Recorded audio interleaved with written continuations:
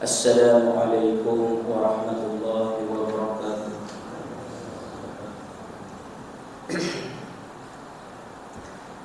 Alhamdulillahi rabbil alamin. Wassalatu wassalamu ala asyrafil anbiya'i wal mursalin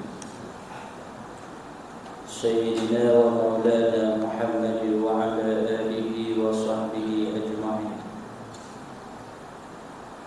Subhanaka la ilma lana illa ma 'allamtana innaka antal alimul hakim. Allahumma faqihna fid din wa 'allimna ta'wil wa ihdina siratal mustaqim. Allahumma nawwirna bi nuri 'ilmika wa ab'idna nisyan bi rahmatika ya arhamar rahimin. Allahumma rzuqna rahman nabiyyin wa hifzal mursalin bi rahmatika ya arhamar rahimin. Walhamdulillahi rabbil alamin. Rabbi shrah li sadri wa yassir li amri wahlul 'uqdatam min lisani yafqahu qawli. Wala haula wala quwwata illa billahil aliyyil azim. Alhamdulillah, kita sambung lagi pengajian kita. Masih lagi dalam bab bicara tentang rukun iman. Mereka yang percaya kepada rukun-rukun iman yang telah termaktub di dalam Al-Quran dan Hadis adalah mereka yang telah ma'rifah kepada perkara-perkara berikut. Yang pertama, ma'rifah kepada Allah Azza wa Jalla, yaitu ma'rifah dengan asma' Allah ataupun nama-nama Allah yang mulia, sifat-sifatnya yang suci dari sifat kekurangan dan kebinasaan, ma'rifah dengan zat Allah yang tidak mengandungi sebarang anasir, dan juga ma'rifah dengan wujudullah, dengan bukti-bukti dan kenyataan-kenyataan yang ada di alam dunia ini. Yang pertamanya, bila mana kita beriman kepada, kita percaya kepada rukun iman, maknanya kita betul-betul mengenal Allah Subhanahu wa ta'ala. Yang mana mengenal Allah melalui nama-nama Allah, melalui sifat-sifat yang ada pada Allah, sifat-sifat yang suci daripada sifat kekurangan dan kebinasaan. Yang mana sifat kekurangan dan kebinasaan itu merupakan sifat yang ada pada makhluk. Bagi Allah, suci daripada segala sifat tersebut. Begitu juga mengenal Allah Subhanahu wa ta'ala dengan cara melihat terhadap bukti-bukti yang ada di alam ini, membuktikan adanya alam ini, adanya susun atur, adanya perjalanan pertukaran siang dan malam, adanya putaran hidup dan mati, adanya pergerakan pasang surut, hujan dan sebagainya, adanya cakrawala, membuktikan bahwasanya ianya ada yang mencipta. Tak akan terjadi sendiri, melainkan ada yang mencipta. Maka yang menciptakan itu semua tak lain dan tak bukan adalah Allah Subhanahu wa ta'ala. Dan yang kedua, ma'rifah dengan malaikat, yaitu ma'rifah dengan alam yang dapat dilihat di sebalik alam yang tidak dapat dilihat,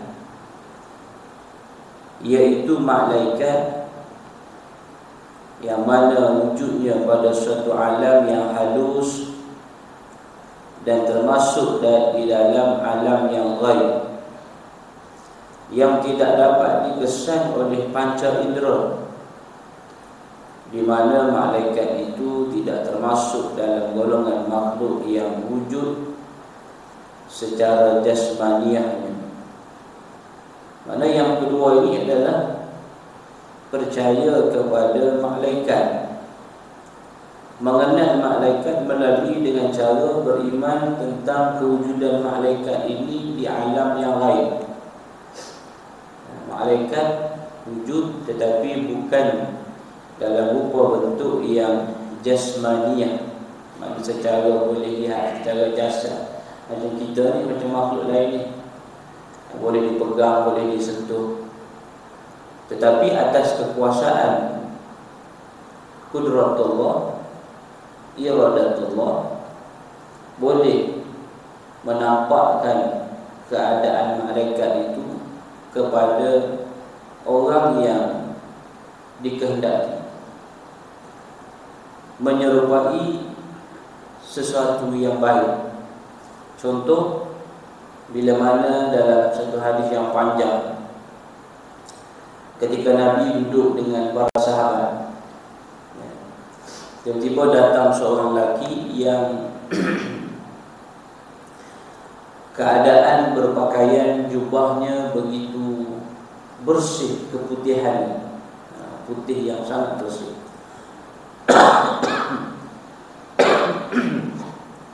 Dan rambutnya begitu kehitamannya yang sangat hitam, kemaslah warnanya, terus sisinya, dan tidak menampakkan sebagai seorang musafir.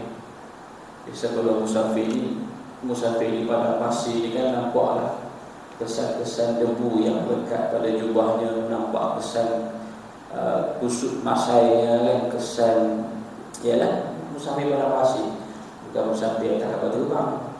Musafir tak kapal terbang turun nampak beza dan tidur dan sebagainya.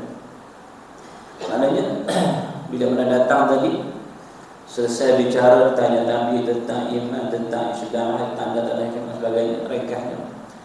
Bila Nabi tanya kepada sahabat, tahu tak siapa yang datang? Semua tak tahu. Allah wa Rasulullah alam. Cerita Nabi, itulah Jibril alaihissalam yang diutuskan Allah. Maknanya itu atas kekuasaan Allah. Tetapi kita kena beriman bahawasanya malaikat ini, malaikat yang banyak ini wujud, ada, tetapi dalam keadaan kewujudan mereka di alam yang lain. Maka kalaulah tidak beriman kepada rukun iman, maka dia tidak akan mengenal. Maknanya bahasa mudahnya dia tak percaya. Macam mana boleh ada setengah orang, setengah manusia ni dia percaya kepada apa yang dilihat. Dia percaya kepada apa yang dilihat, yang dia nampak, baru dia percaya. Sebagai manusia, bila dikhabarkan, dicerita pun dia percaya. Itu tentang iman. Apatah lagi dikhabar dan diceritakan oleh Al-Quran dan juga hadis tentang kewujudan malaikat ini, maka orang yang mengenal malaikat, mengetahui dan beriman tentang kewujudan malaikat ini sedemikian rupa, melalui keadaan malaikat ini yang diciptakan oleh Allah Subhanahu wa taala tak sama macam makhluk, mempunyai nafsunya, berkeinginan, berumah tangganya, bekerjanya, mengantuknya, kan? Tapi malaikat dia tidak seperti itu. Dicipta untuk mematuhi, taat pada perintah Allah Subhanahu wa taala. Itu malaikat ni dia tak pernah lalai. Dia makhluk yang benar-benar taat pada Allah Subhanahu wa taala. Malaikat yang mencatat ataupun kiraman katibin, malaikat yang mencatat tentang amalan kebaikan keburukan kita. Tak pernah dia tidur, tak pernah dia lupa, tak pernah tersilap dalam catatannya. Ya. Malaikat yang membawa rahmat, malaikat yang ditugaskan membawa rezeki dan sebagainya. Jadi mengenali malaikat ini dengan cara mengenali tentang kewujudan malaikat itu adalah merupakan penciptaannya di dalam bentuk alam yang gaib. Dan yang ketiga yaitu ma'rifah dengan rasul-rasul, yaitu ma'rifah dengan rasul-rasul yang dipilih oleh Allah Subhanahu wa taala untuk menerima wahyu dan menyampaikan syariatnya dan menjadi pembimbing ke arah petunjuk serta memimpin seluruh makhluk menuju kepada jalan yang hak dan agama Allah yang sebenar, yaitu agama Islam. Yang ketiga ini kita beriman kepada Rasul. Ini penciptaan yang boleh dilihat, yang diutus di kalangan manusia. Untuk yang mana makhluk rasul-rasul ini berperanan membawa manusia, memandu manusia ke jalan kebenaran. Jadi kita kena beriman semua rasul itu bersifat sedemikian, bersifat benarnya, bersifat jujurnya, bersifat amanahnya, bersifat tablignya. Yang mana mereka ini diberi dengan panduan wahyu untuk membawa manusia yang sama ada berada dalam kegelapan ataupun manusia yang berada dalam kesesatan ataupun manusia yang berada dalam keadaan tidak tahu pertimbangan mana jalan yang benar, mana jalan yang salah. Maka para rasul inilah yang berperanan meluruskan jalan ataupun pegangan-pegangan manusia yang dalam keadaan kegelapan ini, memimpin, membawa manusia yang berada di pinggir-pinggir neraka lah, dibawa, selamatkan daripada pinggir-pinggir neraka ini kepada syurga. Itulah daripada Nabi Adam alaihi salam sampailah kepada Nabi Muhammad sallallahu alaihi wasallam yang merupakan nabi yang terakhir, rasul yang terakhir. Semua tugasnya sama. Semua tugasnya sama, yaitu nak betulkan akidah manusia. Daripada penyembahan kepada berhala, penyembahan kepada sesama makhluk, penyembahan kepada tumbuh-tumbuhan, haiwan dan sebagainya, kepada penyembahan kepada yang Maha Esa. Nabi Adam, Idris sampai semuanya sama berperanan membetulkan pegangan-pegangan manusia. Yang tergapai-gapai ditarik supaya berpegang kepada pegangan yang benar. Maka dalam masa itu diberinya panduan wahyu oleh Allah Subhanahu wa taala.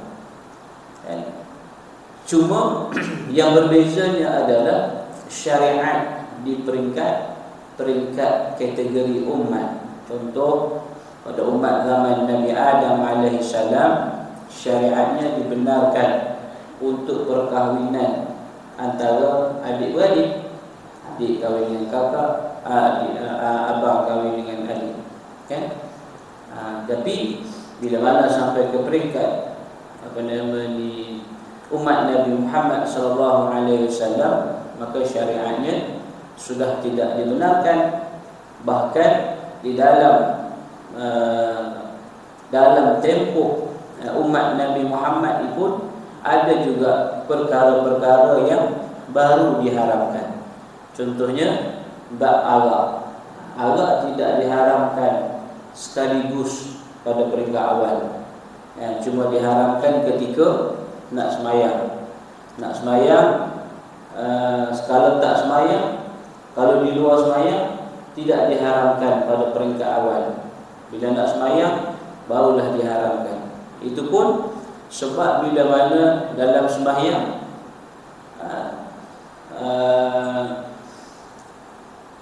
dia akan jadi, kita kata apa Dia jadi bila mabuk ni memang lalu. Jadi gelong. Ya, bila baca surah Al-Kafirun, dia tak jumpa akhir. Dia baca surah Al-Kafirun lagi panjang daripada Al-Baqarah. Ya, dia tak jumpa lakum dinukum waliyadin. Dia ulang ma kuliah Al-Kafirun la a'budu ma kuliah Al-Kafirun la a'budu ma ta'budun wala antum 'abiduna ma a'bud wala ana 'abidun ma 'abadtum wala antum 'abiduna ma a'bud. Wala ulang yang tu je. Tak jumpa lakum dinukum sebab ni. Maka terus diharamkan. Maknanya diharamkan ketika nak semayang tak boleh.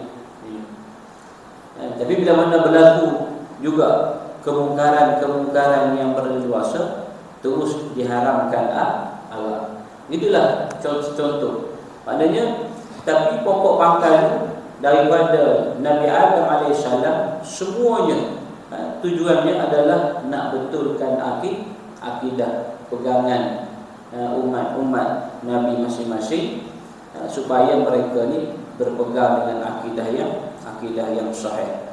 Maka kita kena beriman. Tak boleh kita tidak beriman kepada salah seorang rasul-rasul yang telah dipilih oleh Allah Subhanahu wa taala. Ya. Dan juga nak beriman kepada rasul-rasul ini perlukan kepada ilmu. Pokok pangkalnya adalah ilmu. Kalau tak ada ilmu, maka dia akan guna akal fikiran, maka dia akan susah untuk menerima pegangan tersebut. Yang keempat,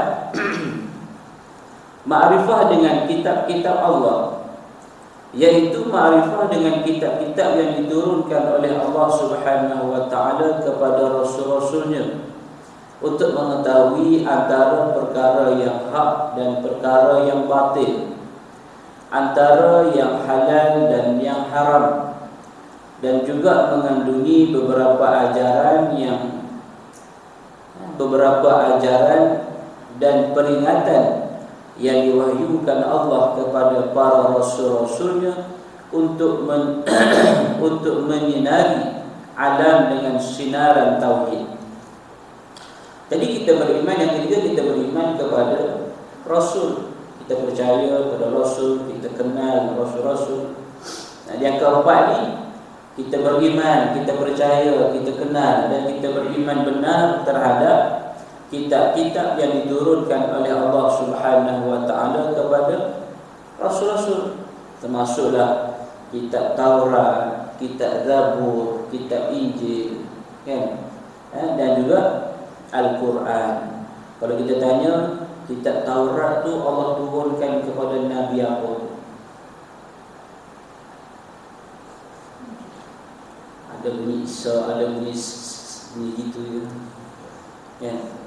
Kitab Taurat diturunkan kepada Nabi Musa alaihissalam. Kitab Zabur diturunkan kepada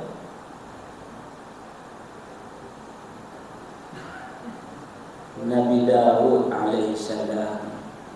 Kitab Injil diturunkan kepada Nabi Isa alaihissalam. Al-Quran diturunkan kepada Nabi Muhammad sallallahu alaihi wasallam.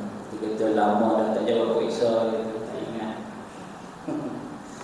Baik, yang mana kesemuanya kandungan-kandungan di dalam Taurat, Zabur, Injil, Taurat itu semua itu telah pun dimasukkan berada dalam kitab yang akhir, iaitu Al-Quran.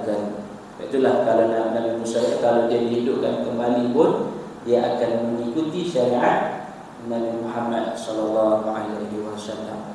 Jadi Nabi yang terakhir, Nabi Muhammad, memikul satu tanggungjawab yang besar. Berakhirnya Nabi Muhammad, tidak ada lagi dah rasul ataupun nabi lain. Maka kehebatan kita ni, umat Nabi Muhammad ni, kita beriman kepada apa yang telah ditinggalkan.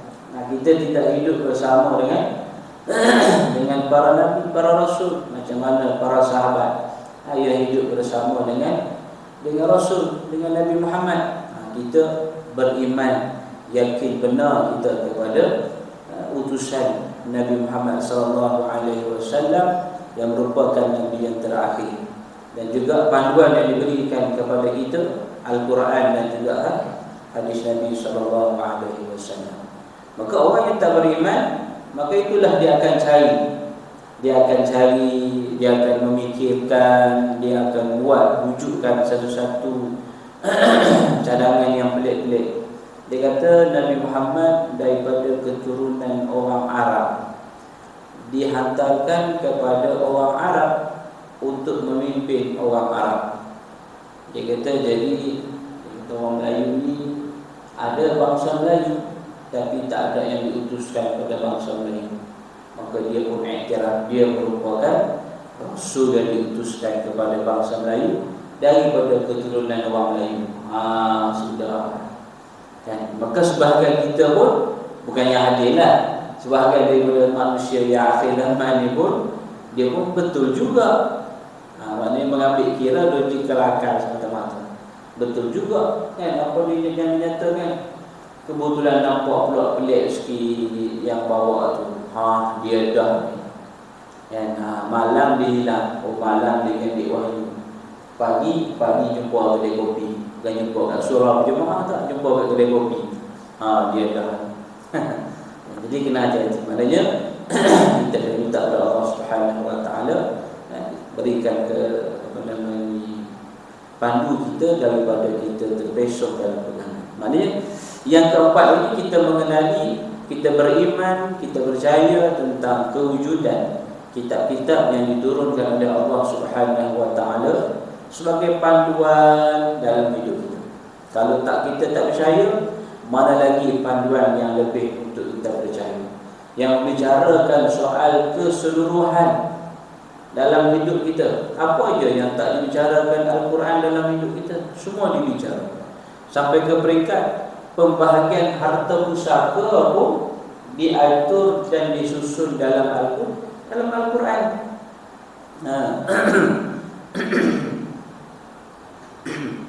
Dan juga termasuk perkara-perkara baru yang timbul, yang tidak dinyatakan secara di dalam Al-Quran, itu pun sumber rujukan yang diambil oleh ulama untuk memutuskan satu hukum, dirujuk berdasarkan daripada Al-Quran. Jadi semua dalam Quran. Maka benarlah kalau kita baca Quran pun, zalikal kitab la raiba fi hudan lil muttaqin.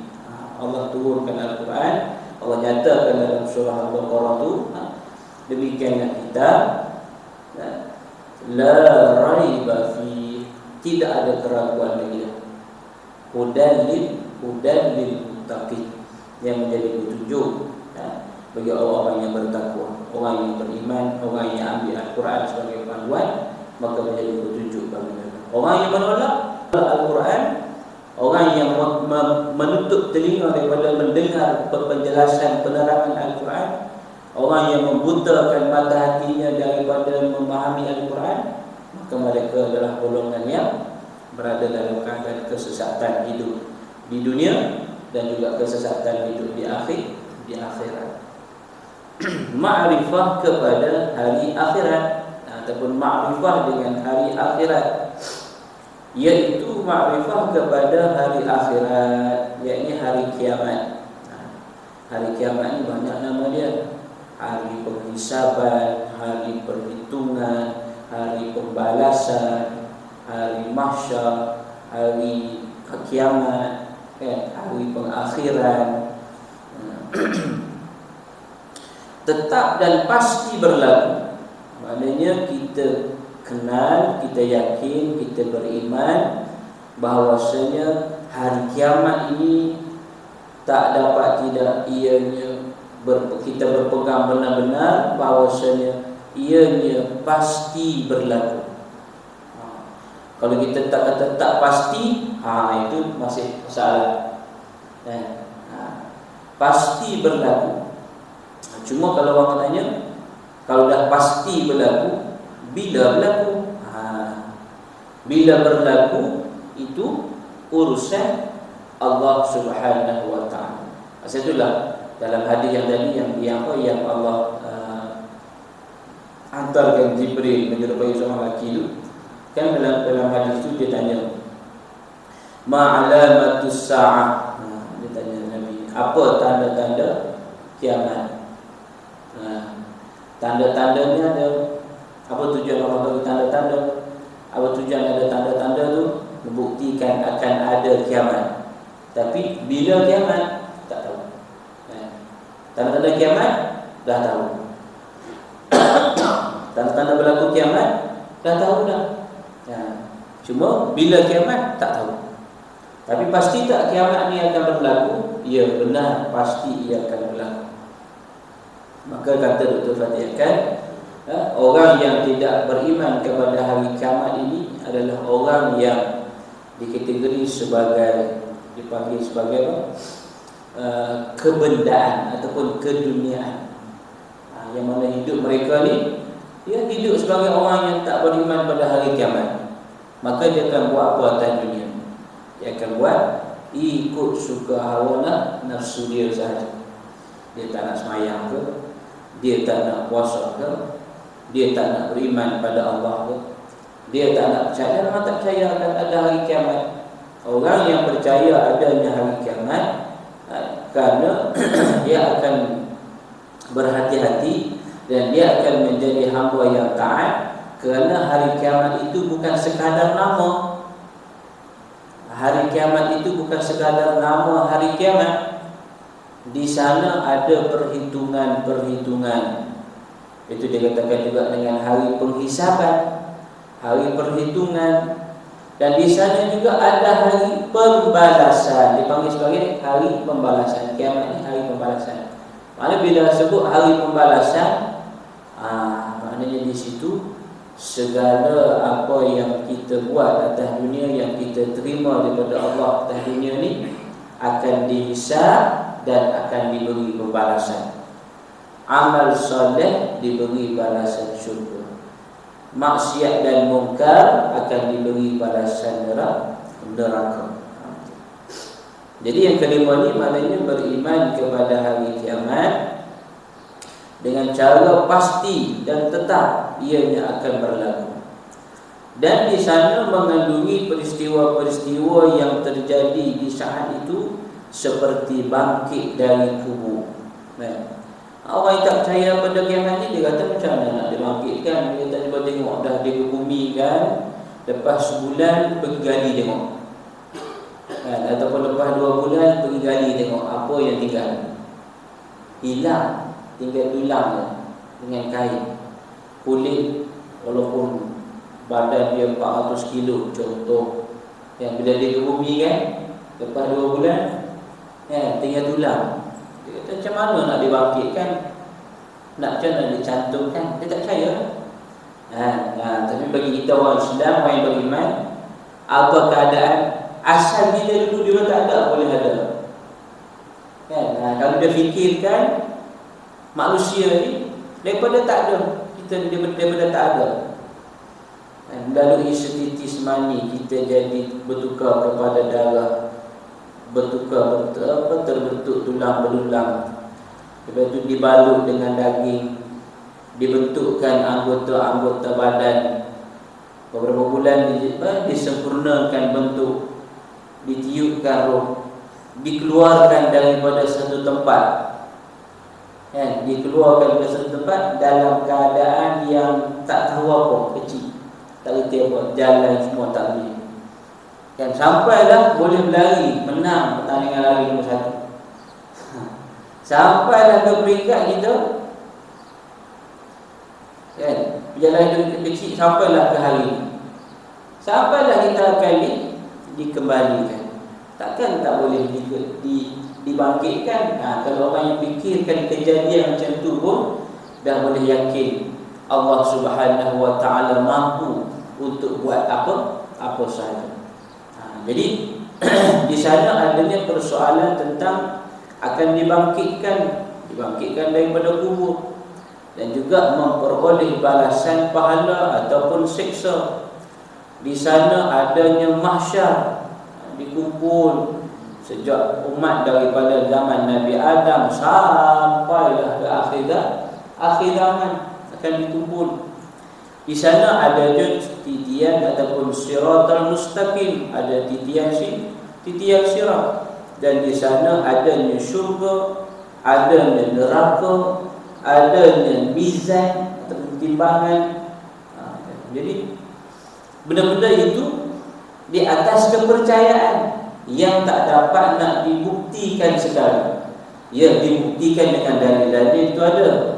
Tak dapat nak ditunjukkan bentuk dan rupanya. Maka dah dibagi iman. Jadi orang yang tak beriman ini memang dia tak percaya. Semua dia nak suruh bawa bukti. Bila kita cerita, buktikan. Bila kita cerita, mana dia. Inilah yang berlaku pada umat di zaman keadaan umat-umat Nabi terdahulu. Bila suruh beriman pada Allah, buktikan mana. Bila cerita tentang buat perkara tersebut akan diberikan pembalasan, buktikan mana pembalasan. Akan ditimpa azab nanti, buktikan mana azab. Kan? Umat Nabi Lut melakukan perkara songsang dalam hidup mereka. Bila diberi peringatan, bila diberi teguran, kan? Buktikan mana dia. Sekali Allah berikan pembalasan, habis. Kan? Jadi cerita begitu Allah rakamkan dalam Al-Quran supaya umat Nabi Muhammad ini boleh mengambil pengajaran daripada apa yang berlaku. Maka dalam Al-Quran, kitab cahaya pada kitab tadi itu terkandung peringatan-peringatan yang telah berlaku kepada umat-umat Nabi yang terdahulu, supaya umat Nabi Muhammad ini ataupun kita ni mengambil pengajaran daripada apa yang berlaku. Jangan buat perkara-perkara sedemikian, tengok balasan kemurkaan Allah kepada perkara-perkara tersebut. Tapi manusia ni, itu kata tadi, bila dia tak beriman kepada Alkitab ataupun Al-Quran ataupun peristiwa hari kiamat ini, dia akan tutup telinga. Dia tak nak dengar peringatan-peringatan yang Allah bagi. Dia lari daripada peringatan-peringatan yang Allah bagi. Dia melayani hidup atas dunia ini mengikut tuntutan hawa nafsu. Maka wujudlah kelompok-kelompok yang dikategori sebagai LGBT dan sebagainya. Bahkan bukan sekadar kelompok-kelompok tu yang mengamal hidup secara begitu, wujud pula lagi satu kelompok yang memberi sokongan, yang memberi dorongan, yang memberi support, keuangan dan sebagainya, supaya kelompok-kelompok ini boleh terus hidup mengikut melayani hawa nafsu. Datang orang-orang yang sayang kepada mereka, datang bagi nasihat, memberi teguran, akhirnya ditemplak dengan satu sikap yang tidak boleh menerima akan nasihat tersebut. Maka tunggulah nanti di hari kiamat ini, di sana adanya perhitungan, adanya penghisaban, adanya soalan-soalan yang perlu dijawab, dan di sana adanya pembalasan azab Allah Subhanahu wa ta'ala. Jadi kita yang beriman ni, kita dah buat tugas kita sebagai seorang yang beriman. Kita dah sampaikan maklumat, kita dah bagi nasihat, kita dah bagi teguran. Yang mana nak degil, teruskan berdegil. Yang mana nak ikut hawa nafsu, teruskan ikut hawa nafsu. Tapi kita sekali-kali tidak boleh meredai di atas perbuatan dan juga tindakan golongan-golongan tersebut. Baik, dan yang keenam, makrifah kepada qada dan takdir, iaitu makrifah kepada hukum Allah dan takdirnya, bahawa Allah Subhanahu wa ta'ala adalah mengatur segala perkara yang berlaku dan terjadi di alam dunia ini dengan kebijaksanaan dan kehendaknya sendiri. Tidak ada faktor yang mempengaruhi Allah Subhanahu wa ta'ala dalam menyusun atur segala kehidupan, segala perjalanan di atas dunia ini. Jangan kita kata faktor haiwan yang hidup malam yang menyebabkan Allah terpaksa cipta waktu malam. Itu salah. Percaya salah. Faktor manusia yang nak bekerja di waktu siang yang menyebabkan Allah terpaksa wujud buatnya waktu siang. Masalah itu Allah mengikut perintah makhluk. Itu tak betul. Kenapa ada waktu siang dan waktu malam? Itu ditentukan oleh Allah Subhanahu wa taala. Hatta yang mana manusia Allah cipta untuk bekerja pada waktu siang, berehat pada waktu malam, itu juga di bawah kekuasaan iradah Allah Subhanahu wa taala. Haiwan yang berehat pada waktu siang, dia akan melata pada waktu malam mencari makan, hidup pada waktu malam. Kan? Itu juga merupakan yang telah ditentukan oleh Allah Subhanahu wa taala. Itu dia punya pegangan. Jangan kita salah pegangan. Seolah-olah Allah menuruti permintaan tuntutan makhluk. Itu salah.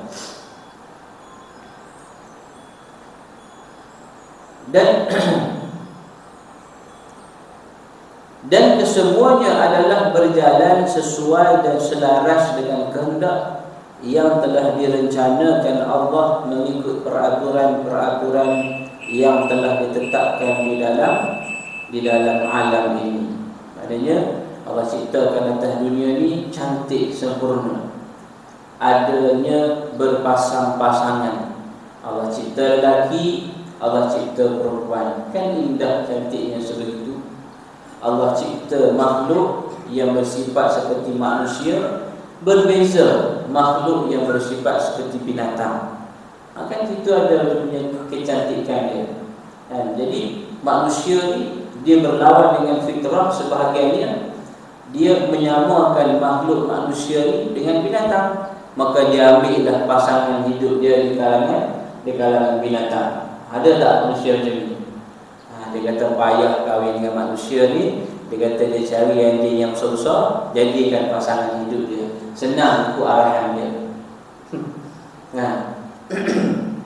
Ada sebagian manusia Allah ciptakan dunia ini berpasang-pasangan. Maknanya lelaki pasangannya perempuan. Tapi ada sebahagian kelompok yang dia ubah fitrah manusia sedemikian. Dia ambil, dia kata pasangan dia mengikut apa selera dia, maka dia ciptalah pasangan dia di kalangan pasangan yang sejenis.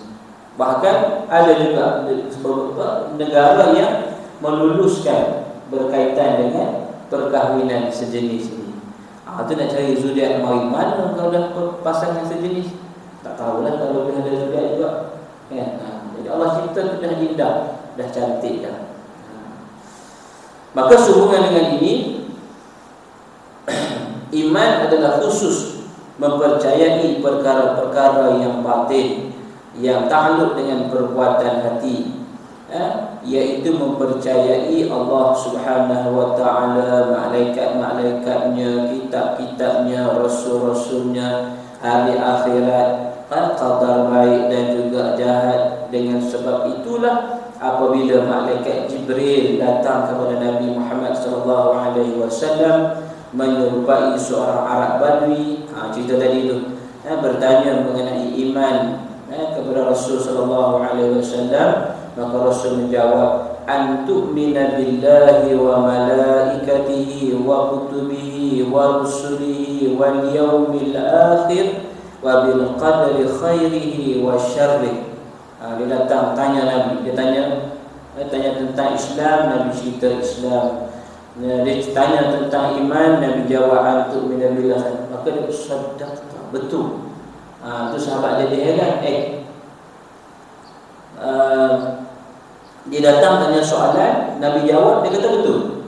Tu yang sahabat kita tak tahu siapa yang datang. Pokoknya dia datang tu nak mengajarkan kepada semualah sahabat, sampailah kepada kita pada hari ini tentang Islam, iman.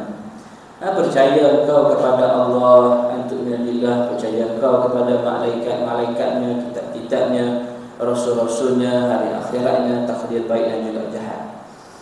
Kita habis sikit je lagi, boleh sikit. Jawapan Rasulullah SAW ini menguraikan bahawa iman itu adalah tertakluk di bawah 6 perkara tersebut yang menjadi rukun iman. 6 perkara ini pun bukan mudah untuk mengingatinya. Kalau tak percaya, balik pakai anak kejap, alung main dia kejap, sebutkan rukun iman. Dia kata, ayahnya pahal balik-balik bila subuh pagi ni tanya-tanya. Jawab dah dulu. Sudah, andai dia nak suruh ayah jawab dulu. Sekali dia suruh ayah jawab dulu, ayah pula, kona pula. Kau kan sekolah? Pandai ayah pun ni. Ibu terakhir tengok. Kan banyak pun 6 perkara, 6 je. Lirik lagu 14 buah surat boleh hafal. Boleh karaoke lagi kan, boleh hafal lirik lagu. 6 perkara ni pun huru hara.